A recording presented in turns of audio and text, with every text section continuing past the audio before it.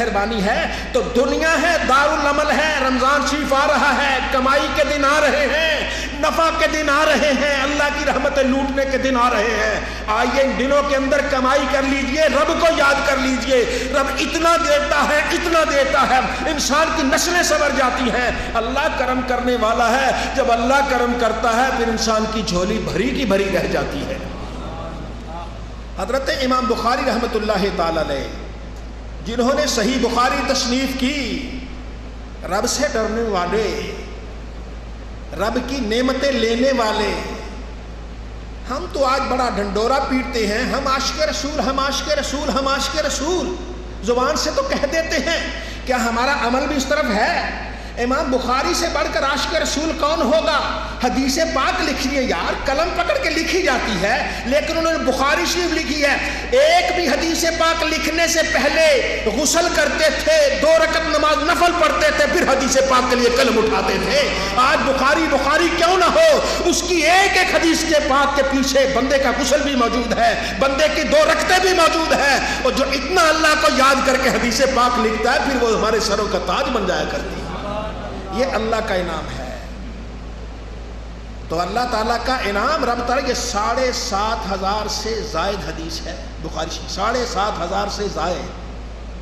تو اللہ کے بندے نے کتنا غسل کیا؟ 7,500 مرتبہ، اور نفل 15,000 سے زائد۔ 2 نفل نا ہر حدیث کے پہلے 15,000 سے زائد نفل پڑے ہیں۔ پھر ان کا وقت آتا ہے، کسی نے دیکھا نبی عربی صلی اللہ علیہ وسلم انتظار کر رہے ہیں، یا رسول اللہ کس کا انتظار کر رہے ہو؟ فرمایا محمد بن اسماعیل بخاری دنیا کو چھوڑ کے آ رہا ہے، میں محمد اس کا استقبال کر رہا ہوں۔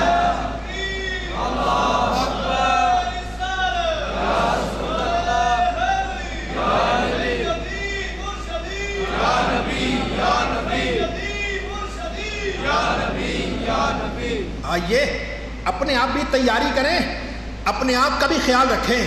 ہاں، نبی عربی صلی اللہ علیہ وسلم کی صحبت میں کتنے ایسے افراد ہیں جنہوں نے اللہ کو یاد کیا، اللہ کے نبی کو یاد کیا، دین کی خدمت کی، تلاوت قرآن کی۔ رمضان المبارک میں ان کی کیفیت ہی اور ہو جاتی ہے۔ تو جب ان کا آخری وقت ہوتا ہے قابل دید ہوا کرتا ہے، آخری وقت ہوتا ہے ان کا دیکھنے کے قابل ہوا کرتا ہے۔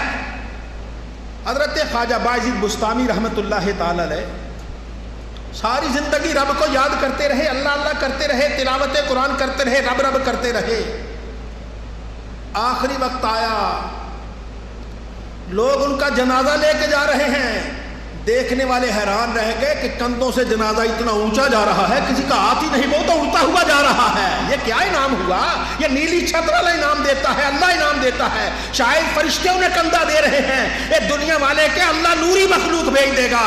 ایمان والے صرف ان کے سر پہ ہی سینگ نہیں لگے تھے، اور تو بھی یہ انعام حاصل کر سکتا ہے، پر شرط اتنی ہے جو سچے دل سے رب کی بارگاہ میں آ جاتا ہے، رب تعالیٰ اس پہ مہربانی کر لیا کرتا ہے۔ حضرت فاروق اعظم رضی اللہ تعالیٰ کے زمانے میں ایک گویا تھا، گانے گا گا کر لوگوں کی نسل خراب کرتا تھا، جوانوں کو خراب کرتا تھا۔ آپ اسے بڑا پکڑنا چاہتے لیکن پکڑ میں نہیں آتا تھا، داؤ مار کے کہیں سے نکل جاتا تھا، بوڑھا ہو گیا، اب اس کی وہ آواز بھی نہ رہی، اس کا وہ سوز بھی نہ رہا۔ اب اسے اس کے دوست، اس کے سارے پیروکار اس کے محب چھوڑ گئے، اس کے عاشق چھوڑ گئی، اب اکیلا ہے، بوڑھا ہو گیا، کہاں جاؤں؟ ایک دن حضرت فاروق اعظم قبرستان گئے، دیکھا قبرستان میں وہ رو رہا ہے۔ آپ نے اس کو دیکھا تو پہچان لیا، غصہ آ گیا، فرمایا ظالم بڑی دیر سے آئے ہو، ظالم یہ تم اس وقت اللہ کی بارگاہ میں رو رہے ہو، یہ قبرستان آ گئے ہو کہ میں نے بھی یہاں قبروں میں مرنا ہے، تو تم نے بڑی زیادتی کی، بڑے دیر سے آئے ہو۔ وہ ہاتھوں کو جوڑ کہتا ہے حضور میں نے تو آپ جیسے بزرگوں سے سنا ہے جو مرنے سے پہلے آ جاتا ہے جلدی آ جاتا ہے، جو مرنے سے پہلے آتا ہے۔ فرمایا ہاں تو سچ کہہ رہا ہے، جو مرنے سے پہلے اللہ کی بارگاہ میں آتا ہے وہ جلدی آتا ہے۔ ابھی وقت ہے، اللہ کی بارگاہ میں آ جائیے، اس کے حضور سر جھکا لیجئے، سبحان ربی اللہ اعلیٰ کا نغمہ گائیے۔ ہو سکتا ہے تہجد کی رات میں، رمضان کی رات میں تہجد کے وقت ایک ہی مرتبہ سبحان ربی اللہ اعلیٰ کہیں، رب تعالیٰ کی رحمت تمہیں سینے سے لگا دے۔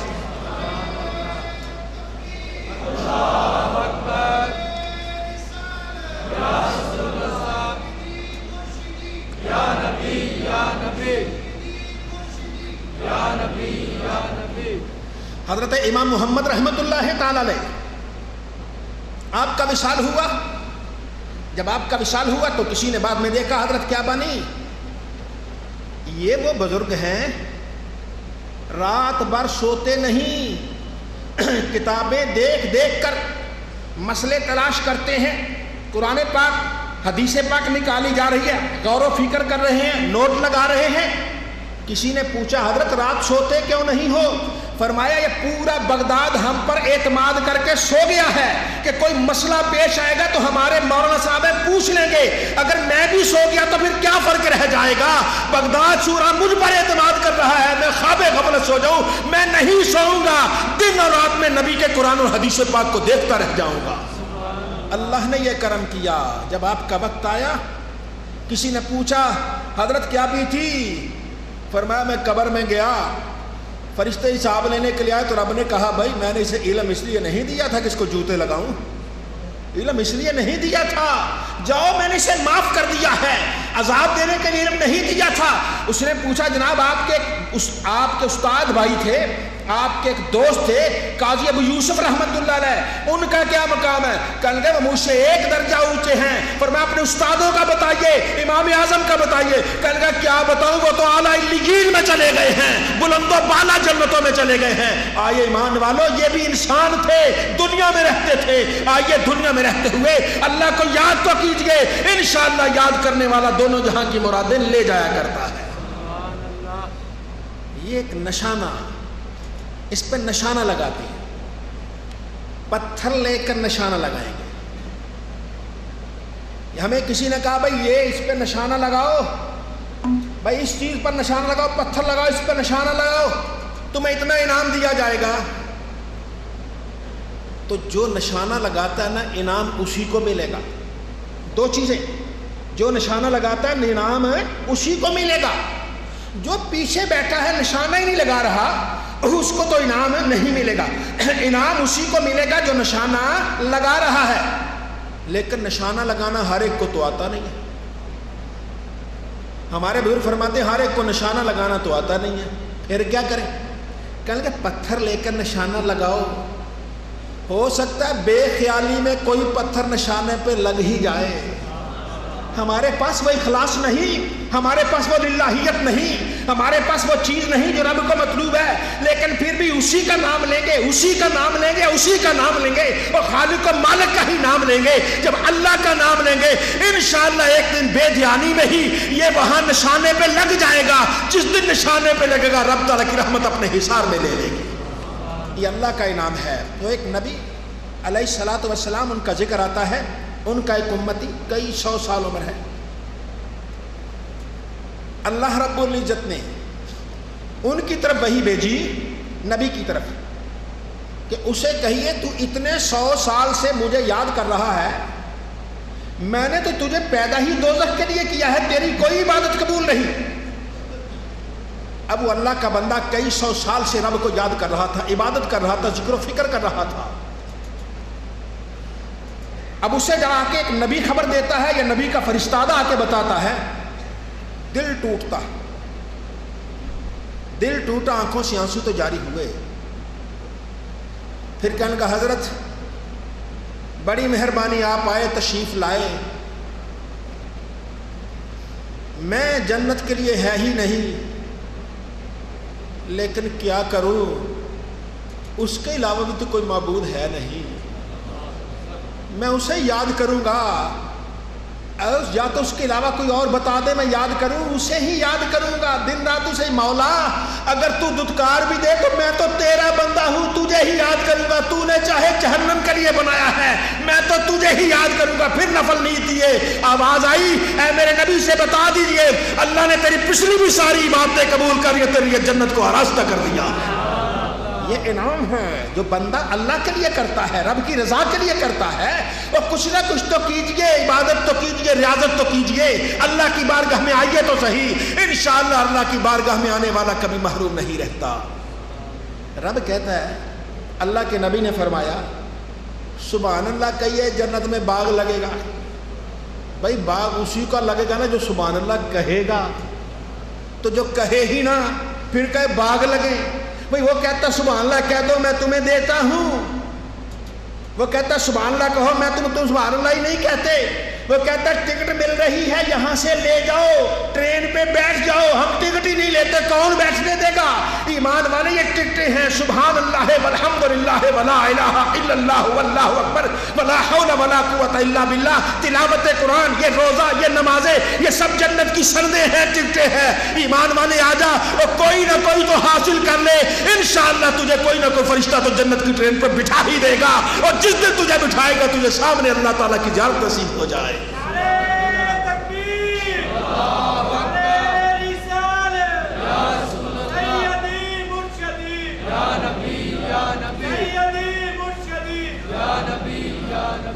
اللہ رب العزت کا انعام، ہمارے بزرگ، ہمارے اسلاف تلاوت قرآن سے بڑی محبت کرتے، قرآن کریم سے بڑی محبت کرتے۔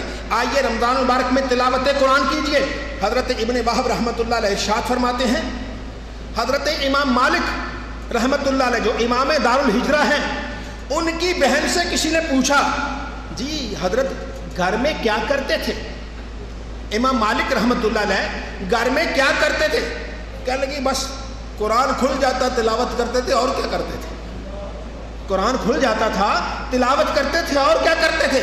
دنیا باہر امام کہہ رہی ہے، مقتدا کہہ رہی ہے، پیشوا کہہ رہی ہے، اور اندر ان کا خشیت کا یہ عالم ہے کہ یہ اللہ کی مہربانی سے تلاوت قرآن کر رہے ہیں، ذکر و فکر کر رہے ہیں، تلاوت قرآن، قرآن کھولا ہوا ہے اور تلاوت قرآن کے مزے لے رہے ہیں۔ اے ایمان والے آجا، رمضان مبارک کی طویل راتوں میں، لمبی راتیں، ان راتوں میں تو بھی قرآن کھول لے۔ کبھی یار تہجد کو اٹھ کے ہی صحیح کھول تو لیجئے، پڑھنا نہیں بھی آتا کھول لیجئے، قرآن کی زیارت ہی بڑی بات ہے۔ پڑھنا آتا ہے تو نور لا نور ہے۔ ایمان والے تلاوت کیجئے، پڑھیے، رمضان کی گھڑیوں میں پڑھیے۔ اس نیلی چھت والے نے اپنے نبی کے ذریعے فیصلہ کیا ہے، جو رمضان مبارک میں ایک نفل پڑھتا ہے اللہ اسے فرض کا ثواب عطا فرماتا ہے۔ جو رمضان مبارک میں نفل پڑھتا ہے اللہ اسے فرض کا ثواب عطا فرماتا ہے، اور جو رمضان میں ایک فرض ادا کرتا ہے رب طرف سے 70 فرضوں کا ثواب عطا فرماتا ہے۔ ایمان والے تو رمضان مبارک میں فجر کی 2 رکعتیں فرض پڑھتا ہے، اللہ تجھے 70 فجر کی نمازوں کا ثواب دے گا، اور رب کا ایک نماز کا دیا ہوا ثواب بھی کافی ہے۔ تو محنت کر تو صحیح، آ تو صحیح۔ بلکہ نبی کریم صلی اللہ علیہ وسلم نے ارشاد فرمایا، اور جس کی زندگی بھر کی صرف ایک نیکی قبول ہو گئی، زندگی بھر کی ایک نیکی قبول ہو گئی، جنت کا دروازہ اس کے لیے بھی کھل جائے گا۔ ایمان والے کہاں محروم پھر رہا ہے؟ آجا، رب کی رحمت آوازیں دے رہی ہے، رمضان شریف آ رہا ہے، آجاؤ اللہ کو یاد کر لو، عبادت کر لو، ریاضت کر لو، اس کو یاد کر لو۔ وہ 1 مہینہ کے لیے ذرا کٹ کے دیکھو تو صحیح، سب کے ہٹ کے دیکھو تو صحیح، کسی کمرے میں جا کے اللہ کو یاد تو کرو صحیح، انشاءاللہ وہ ایسی دولت دے گا، پھر ساری زندگی کہو گے میں نے اسی کمرے میں ہی پروردگار کو یاد کرنا ہے۔ حضرت بکر رحمۃ اللہ علیہ فرماتے ہیں، میں نے خواب میں دیکھا کہ میں جنت میں گیا، میں نے حضرت امام اوزاعی کو، حضرت سفیان ثوری رحمۃ اللہ تعالی کو دیکھا، جنت میں دیکھا، امام مالک نظر نہیں آئے۔ میں نے کہا امام صاحب کدھر گئے؟ کہنے لگا مالک پوچھتے ہو؟ مالک کی وہ گئے، بہت گئے۔ کہتے میں نے ایسے کرنا کیا، گئے اتنا دور اونچے گئے کہ میری نیچے سے پگڑی ٹوپی گر جاتی ہے، اتنا اونچا کہتے ہیں گئے ہیں۔ ایمان والے جو اللہ کو یاد کرتا اللہ اسے بہت بلند دیتا ہے، بلند درجے دیتا ہے، عزت دیتا ہے، کرامت دیتا ہے۔ یہ عزت و کرامت کن کے لیے ہے؟ جو اس ناپائیدار زندگی میں اس خالق و مالک کو یاد کرتے ہیں، اللہ کو یاد کرتے ہیں، رب کا ذکر و فکر کرتے ہیں۔ حضرت امام مالک رحمۃ اللہ علیہ کو کسی نے خواب میں بعد مرنے کے بعد دیکھا، پوچھا حضرت کیا بیتی؟ کرا کیا بیتنی ہے؟ یہ دیکھو اللہ نے اونٹنی دی ہے، اڑتے پھر رہے ہیں جنت میں، کبھی ادھر ہیں کبھی ادھر ہیں کبھی ادھر ہیں۔ ان کے لیے رب نے جہاز عطا کر دیا، ہیلی کاپٹر دے دیا ہے جنت میں، جاؤ تمہارا جہاں جی چاہتا ہے چلے جاؤ، تمہیں کوئی پوچھنے والا نہیں ہے۔ باقی زمین پہ چل رہے ہیں، مالک اڑتا ہوا جا رہا ہے، اور وہ بھی تو انسان تھے، فرق کتنا ہے، انہوں نے زندگی ساری اللہ کے لیے قربان کر دی ہے۔ جو ساری زندگی اپنے خدا کو یاد کرتا ہے رب اسے عزت عطا فرماتا ہے۔ تو یہ اللہ کا انعام، یہ رب تعالیٰ کا لطف و کرم ہے، اللہ کا یہ انعام ہے۔ آئیے ہم بھی کوشش کریں، اپنے پروردگار کو یاد کریں، اللہ رب العزت سے التجا تو کریں۔ جب اللہ سے التجا کریں گے رب تعالیٰ مہربانی فرمائے گا۔ حضرت امام شافعی رحمۃ اللہ علیہ، آپ کے بارے میں پوچھا گیا کہ رمضان مبارک میں آپ کیسے ہوتے تھے، کیا کرتے تھے رمضان شریف میں؟ ان کے شاگرد کہتے ہیں ہمارے استاد رمضان شریف میں 60 قرآن پاک ختم کرتے تھے۔ کتنے قرآن پاک؟ 60۔ رمضان مبارک میں 60 قرآن پاک پڑھتے تھے، لیکن سارے 60 کے 60 قرآن پاک نفلوں میں پڑھتے تھے۔ عشاء کے بعد نفل پڑھ رہے ہیں، نفلوں میں قرآن پڑھ رہے ہیں، فجر کے بعد بھی نفل پڑھ رہے ہیں، نفلوں میں قرآن پڑھ رہے ہیں۔ یہ سعادت کسی کسی کو نصیب ہوا کرتی ہے، اللہ کا انعام ہے، یہ رب تعالیٰ کا کرم ہے۔ آئیے زندگی ناپائیدار ہے، آج تو ہم ہیں نا، اگلا سال پتہ نہیں کون ہوگا کون نہیں ہوگا اس وقت، اگلا سال تو بڑی بات ہے، اگلے جمعے کا پتہ نہیں، اس اگلی گھڑی کا پتہ نہیں، بہرحال اگلے سال نامعلوم کون ہوگا یا نہیں ہوگا۔ کہیں آواز ہی نہ آ جائے کہ فلاں چلا گیا، کہیں ہمارا نام ہی نہ کاٹ دیا جائے، اس لیے اس سے پہلے کہ اللہ کی بارگاہ سے ہمارا نام خارج کر دیا جائے، اسی کے بن کے رہ جائیں، اسی کے بن کے رہ جائیں، اسی کو یاد کریں، عبادت کریں۔ اللہ کی عبادت کرنے والا رمضان مبارک میں اس کی بارگاہ میں سر جھکانے والا دونوں جہاں کا انعام لے لیا کرتا ہے۔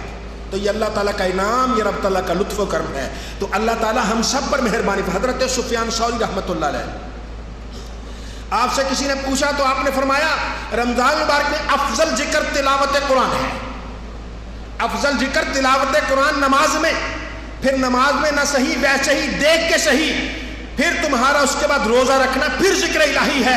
تو رمضان مبارک میں روزے سے بھی افضل تلاوت قرآن ہے۔ روزہ بھی رکھیے، رات تلاوت بھی کیجیے، دن کو تلاوت بھی کیجیے۔ رب تو کہے نا فرشتو تم یہی کہہ رہے تھے، یہ زمین میں فسادی پیدا کر رہا ہے، خون بہانے والا پیدا کر رہا ہے، اور تم کسی یزید و شمر کو دیکھ رہے تھے، میں کسی حسین کو نیزے پہ قرآن پڑھتا دیکھ رہا تھا، اور تم کسی ابو جہل و ابو لہب کو دے رہے تھے، میں محمد کے غلام عثمان غنی کو دیکھ رہا تھا، میں محمد کے غلام بلال کو دیکھ رہا تھا، جو چڑھتے بھی تھے قرآن پڑھتے تھے، اترتے بھی تھے تو قرآن پڑھا کرتے تھے۔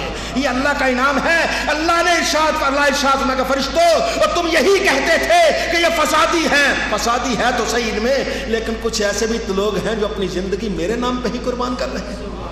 آئیے ایسے لوگوں میں بہ جائیے، بن جائیے کہ جن کے بارے میں نیلی چھت والا کہے جبریل یہ میرا ہے، میکائیل یہ میرا ہے، اسرافیل یہ میرا ہے، اور جب اللہ نے میرا کہہ دیا ہے پھر سمجھیے سارا جہاں ہی تمہارا ہو گیا۔ اللہ تعالی ہم سب کو نیکی کی